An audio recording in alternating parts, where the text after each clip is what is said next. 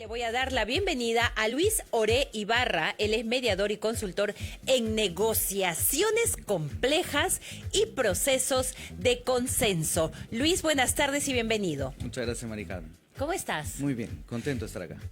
De igual manera por tenerte aquí. Yo dije negociaciones complejas. Digo, ¿a qué se refiere?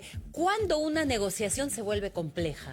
Uy, a ver, empecemos porque ¿qué es una negociación? ¿Qué es el triunfo en una negociación? ¿No? Porque las personas dicen, negociar es ganarle al otro, o negociar es necesariamente llegar a un acuerdo. Ajá. Negociar es cualquier conversación con un propósito. Si yo quiero lograr algo, es una negociación. Okay. Negociamos en la casa, en el trabajo, en el gobierno, en las empresas, los emprendedores. Pero podemos tener diferentes paradigmas o formas de pensar. Voy a negociar con otro y lo voy a ver como mi enemigo, voy a competir para ganarle, o lo puedo ver al otro como un potencial aliado para resolver algún problema juntos y lograr beneficios para todos. Ok. Entonces depende cómo pensemos, vamos a actuar. Y como actuamos se traduce en tácticas o estrategias de negociación que puede generar desconfianza, impases, o podemos por otro lado generar valor y riqueza. Claro, y eso veo, Luis, que se aplica para todo en la vida. Porque Correcto. todo el tiempo estamos negociando con nuestras parejas, con nuestros hijos, en el trabajo, ¿verdad? Cierto. En todo momento. En todo momento. Ok, entonces, así como uno también hace negociaciones, también se pueden presentar crisis, Correcto. ¿verdad? ¿Cómo uno puede manejar alguna crisis que se presente? Por ejemplo, ahora estábamos hablando con Lucas y sabemos de que estamos atravesando pues una crisis política que no viene de ahorita, viene desde hace mucho tiempo. Y cuando hablamos del lado empresarial, tengo entendido, y en el extranjero sé de que desde hace mucho tiempo muchas de las empresas tienen que tener, por ejemplo, un plan anticrisis. Pero muchas veces vemos aquí que hay algunas que sí las respetan y otras no. ¿Tú crees de que es necesario siempre tener este plan anticrisis? A ver, creo que hay dos formas de ver esto, porque Ajá. hay comités de crisis que tienen las empresas que tienen que ver con comunicación masiva, cuando salen los medios y el escándalo ocurrió, cómo controlas o gestionas esa crisis. Sí. Y otra cosa es cómo abordas la crisis o cómo tratas de resolver el problema. Ya. Entonces, para resolver un problema primero hay que entenderlo. Y no es solo, oye, voy a hacer mi trabajo desde mi escritorio, de gabinete, voy a leer las noticias. Tengo que conversar con las personas para entender cuáles son esas motivaciones, preocupaciones que hacen que las personas tengan una posición, decir quiero, no quiero. Eso. O sea, hay que entender a las personas, pero hay que escuchar para entender, porque muchas veces escuchamos para refutar y contradecir. ¿Por qué hacemos eso? Porque tenemos pensamientos tóxicos, tenemos ese bichito que nos dice que yo tengo la razón y tú estás equivocado, o nos metemos en un juego de culpas, donde digo tú tienes la culpa, y no nos damos cuenta que todos contribuimos para que una situación ocurra. Y lo peor es que a veces creemos que tenemos bolita mágica y le atribuimos intenciones a la gente. Tú me has querido hacer sentir así, cuando no necesariamente es así, porque No, claro. uno actúa y el otro tiene un impacto. O sea, hay un acto y un impacto, pero el impacto que esa persona tiene no necesariamente es la intención que tenía el otro. Es tan importante lo que estás diciendo, Luis, porque por lo que estás diciendo, todo se basa en la comunicación. Una comunicación asertiva, que sea efectiva también, pero también la buena escucha, la escucha activa, ¿verdad? Que estás al tanto de lo que me está diciendo. Porque lamentablemente, y si te pongo de ejemplo la parte política, es que no se escuchan entre ellos, porque ya ni los debates son lo que eran de repente cuando éramos niños y teníamos a los políticos con trayectoria y por lo menos se podía escuchar dos partes que no coincidían, pero había este diálogo y uno podía entender los dos puntos de vista, ¿verdad? Independientemente del partido o de la ideología que se tenía. ¿Cómo podemos hacer para nosotros desarrollar una buena escucha, un buen diálogo, la buena comunicación? Es curioso lo que dices porque aparte que ya no tenemos educación cívica en el colegio, Ay, ya sí, nos enseña, es nosotros no cierto. sabemos cuáles son nuestros derechos y obligaciones. Tampoco hay clases en el colegio de cómo hacemos para escuchar. Hay clases de cómo escribir bien, Ajá. cómo hacer oratoria, pero nadie nos enseña a escuchar. Es cierto. Y nadie nos dice que escuchar no solo es importante que uno escuche, sino que el otro se tiene que sentir escuchado. O sea, ¿cómo hacemos para evidenciarle al otro que lo hemos escuchado? ¿Cómo lo hacemos, Luis? Has dado en el clavo. Por favor, señoras y señores, presten mucha atención porque de verdad esto se aplica en todo ámbito de nuestras vidas. Correcto, o sea, tenemos que parafrasear, repetir lo que hemos escuchado con nuestras propias palabras, pero sin distorsionar lo que el otro ha dicho, ¿no? Ajá. Y decirle, ¿te he escuchado bien? ¿Eso es lo que has tratado de transmitirme? De algo me he perdido. O sea, el otro se tiene que sentir que, sí me escuchó, sí le Claro. importa lo que yo le digo. Entonces, una vez que entiende el otro, o entienden los dos, podemos decir ahora, ¿qué hacemos frente a esta situación? ¿Qué sugieres hacer ¿Qué sugieres hacer en esta situación? Algunos llaman esto masaje al ego del otro, para decirle, oye, aprecio tu pensamiento, tu razonamiento, hasta tus emociones. ¿Qué es lo que recomiendas hacer en esta situación? Y sobre eso podemos empezar a construir en lugar de petardear lo que el otro ha dicho. Seguramente, porque muchos están a la defensiva, bastante. O ya estás escuchando, tú me estás queriendo decir esto, no saques conclusiones antes de que yo termine mi idea, por ejemplo, ¿no? Correcto. Y también, hace algunos días conversaba con una amiga y me decía, es que cuando a mí, por ejemplo, no me escuchan, yo me quedo callada y yo ya no hablo. Ya, y entonces, ¿cómo van a solucionar el problema? Si ninguno de los dos habla, ¿a qué punto llegan? Correcto. Y eso también, y me he topado también con algunas personas dentro de mi trabajo, ¿no? Pero yo creo de que en cualquier trabajo se puede dar, por ejemplo, cuando uno quiere... cuando quieres hablar acerca de un aumento de sueldo, ¿cómo haces? De repente ya estás... Al mismo tiempo que uno está hablando, a veces uno comete el error de ir pensando, me está viendo mal, seguro que está pensando esto de mí, esa vocecita, así como la película de Intensamente, que salía uno de ellos y decía, te está diciendo esto, no te dejes, no te dejes. ¿Es acallar esas voces interiores? Claro, o sea, no nos damos cuenta que tenemos segundas voces. Y ese que dice, oye, tú no tienes una segunda voz, esa es tu segunda voz que te está hablando. Cierto. O sea, no escuchamos, como digo, para entender. Y no nos damos cuenta que cuando hablamos en base a mis conclusiones y tus conclusiones, Sí.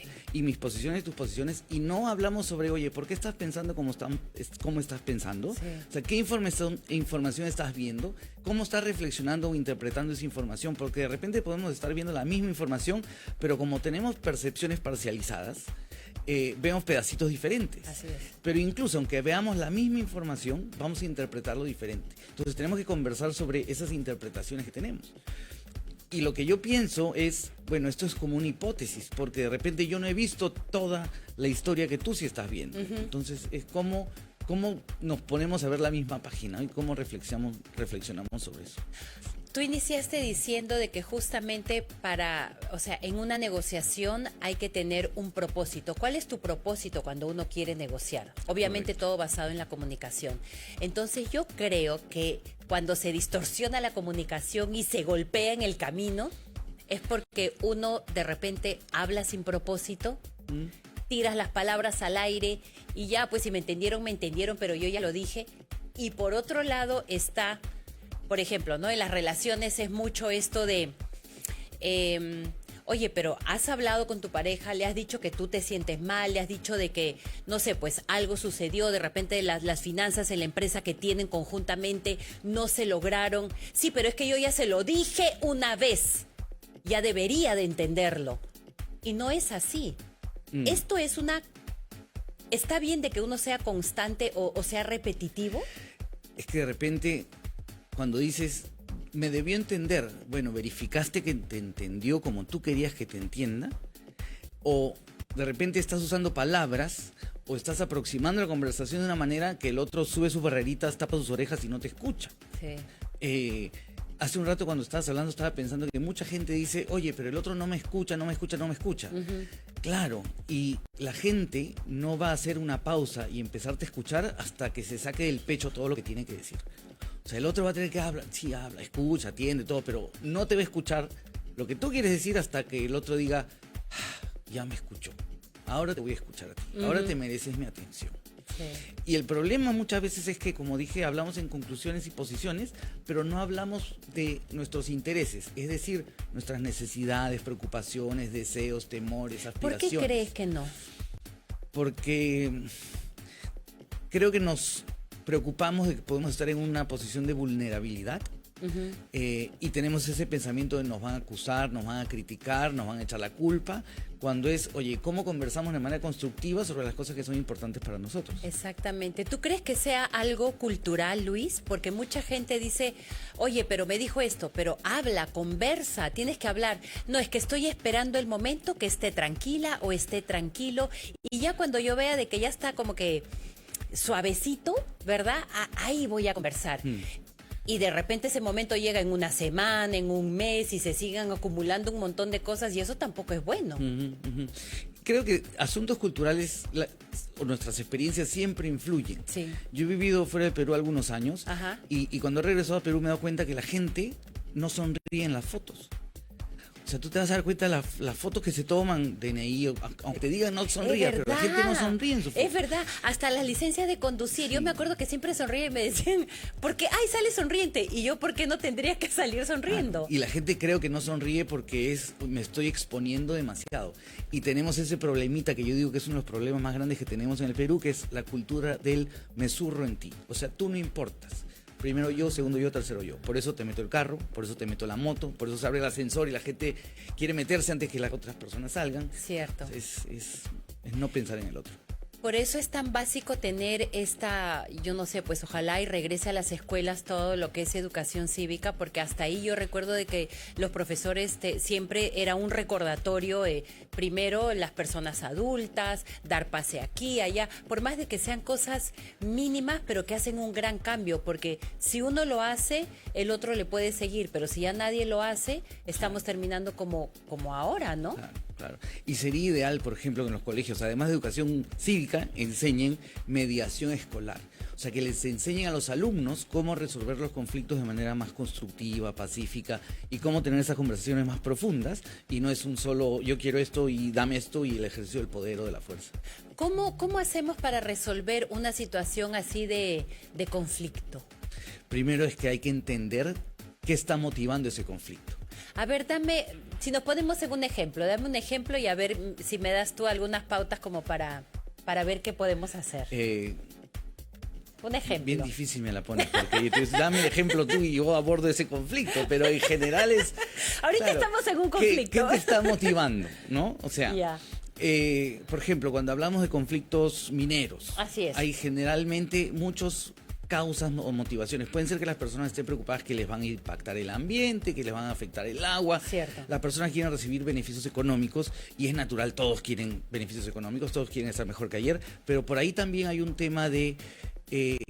hay un sentimiento de exclusión. Oye, ¿por qué no me cae como yo creo que me debería caer? O hay ese problema que las personas dicen, oye, ¿por qué no me consultan? Y no estoy hablando de consulta previa ni nada de eso, simplemente es, si vas a hacer algo acá, ¿por qué no me preguntas de qué manera me va a afectar o cómo me siento yo? Claro. O sea, las personas no les gusta que le impongan las cosas. Pero también hay desconfianzas históricas, hay información que la gente no cree en esa información y hay varios temas, ¿no? Porque puede ser también aquí en el país todo tan burocrático, porque alguna vez yo he escuchado, Luis, me han dicho también, es que aquí se respetan las jerarquías. O sea, yo no podría hablar de repente con tu jefe, yo necesariamente tengo que pasar por ti. Y yo digo, oye, pero si yo no converso contigo directamente, lo puedo hacer con el siguiente, ¿no? ¿Te molestaría? ¿Tendría por qué molestarte? Por lo menos, o sea, hay una cadena de comando, dicen, ¿no? Pero por lo menos si trataste de hablar con alguien y no tuviste respuesta, dices, oye, si no, mejor voy a ir a hablar con el superior jerárquico, ¿no? O sea, si hablamos de organizaciones y estructuras, pero no tendría por qué molestar. Hice los esfuerzos suficientes y necesarios y no se logró lo que esperaba o no me sentí escuchado, entonces alguien más me tendrá que escuchar. Claro. ¿No? Importante entonces la buena comunicación, el diálogo con propósito y la escucha. Exacto. Miren ustedes, uno dice, ay sí, bueno, es tan fácil. No, mucha gente no lo sabe aplicar. Y no es fácil escuchar bien, porque tenemos que hacer preguntas, tenemos que indagar, tenemos que confirmar, efectivamente eso he entendido, lo que me has dicho he entendido correctamente, y ahora, ¿cómo avanzamos? ¿Cómo abordamos tus preocupaciones y las mías de una manera que satisfaga los intereses de todos? Ahora, yo sé que en el extranjero también, Luis, hay profesionales, no sé exactamente la carrera o el cargo, el título, pero que son las personas que son los mediadores cuando está a punto de darse una guerra, algún conflicto social muy grave. Estas personas tienen que ser de características muy empáticas. Sí, porque la empatía es el profundo entendimiento del otro, de cómo el otro ve el mundo, y es esa sincera curiosidad de entender al otro. O sea, para ser, el nombre sí es mediador. ¿Verdad? En el Perú también tenemos mediadores. Pero ya, pues los mediadores están funcionando, pero porque mira cómo estamos, Luis. Somos poquitos. ¿Verdad? Sí, pero se necesita ser empático, se necesita diseñar procesos adecuados, porque no es ya vamos a sentarnos en una mesa y conversamos. Alguna vez yo estaba en una mesa de diálogo donde hace más de 10 años y decían, ya, a ver, conversen tu posición, no hay solución, no hay acuerdo, entonces postergamos la reunión. ¿Y qué se hizo? O sea, no hay esas conversaciones profundas de qué te motiva, para qué dices no.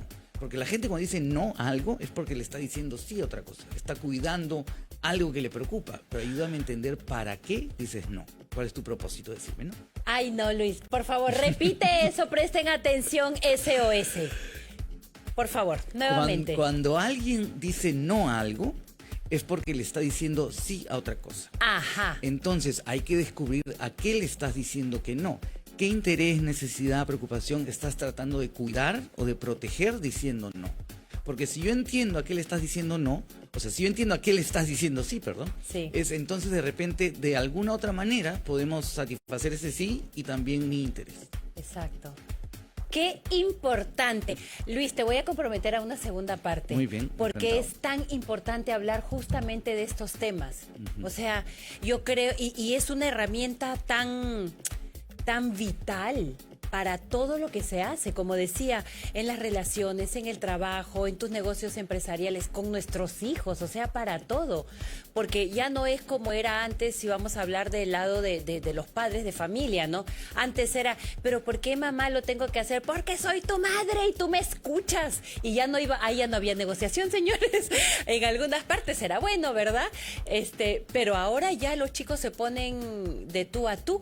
Ayer escuchaba a un familiar que decía, tengo a mi hija adolescente, 13 años, y cuando yo le digo, bueno, entonces vamos a inscribirte, yo qué sé, pues en básquet. ¿Me estás obligando o me estás preguntando? Contestaba la niña. Y yo, ay, mírala, está malcriada, decía yo.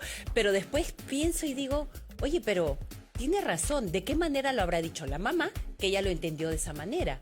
Entonces, ¿cómo se negocia eso? Claro, ¿y por qué necesariamente básquet? No puede ser vóley, a la chica le puede gustar el fútbol. Exactamente. Quiere hacer taekwondo. Claro. ¿No?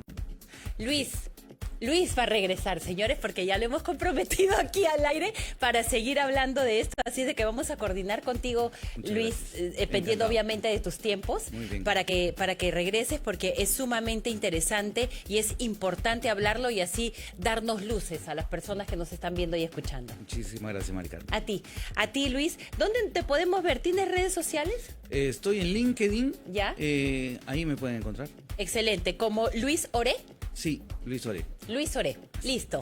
Ahí estuvimos conversando con el mediador y consultor en negociaciones complejas y procesos del consenso, Luis Oré Ibarra. Una vez más, muchísimas gracias.